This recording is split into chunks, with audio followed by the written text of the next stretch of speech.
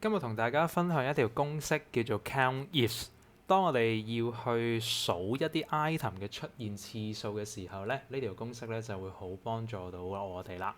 咁我今日咧就會分3招同大家去用一用呢條式啦。咁假設第一樣嘢，我哋想數下 A、B、C 公司同埋1、2、3公司咧，分別所有嘅出現次數係幾多？我哋就只要輸入呢條式。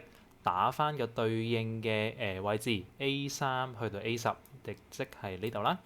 咁然之後咧，我哋想睇下 A3先，咁我哋就可以拉落去啦。咁我哋見到咧，所有 A、B、C 公司嘅隔離咧都會有個5字喺度。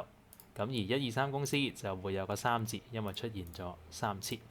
咁去到第二招啦，我可唔可以係用一個累積嘅方法咧去數一數咧？譬如第一間嘅 A、B、C 公司就係1啦，第二間嘅 A、B、C 公司咧就係2，跟住就係3，如此類推。咁所以咧，我哋呢度咧就有少少嘅巧妙啦。大家見到咧，我哋今次嘅範圍咧就開頭咧都一樣嘅，咁但係我哋嬲尾嗰個參考嘅範圍嘅結尾咧，其實就係由 A3開始，咁然之後參考嘅條件咧都同樣係 A3啦。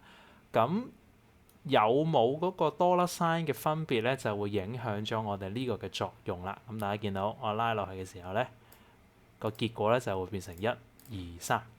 咁因為 dollar sign 嘅作用，我鼓勵大家咧就可以去 Google 揾一揾。咁呢個咧方法咧就大家可以去記住啦。第三招咁就係我哋呢條公式咧，大家見到有個 S 啊。咁所以咧，其實佢係可以處理多過一個條件或以上嘅。譬如我想顯示 A、B、C 公司 A 類別係1，A、B、C 公司嘅 A 類別咧，咁呢個咧就應該係第2啦嘛。咁所以條式咧大同小異嘅，咁但係多咗嘅部分咧就係我哋呢一 part 就係多咗一個條件啦，就係 B 呢個嘅條件。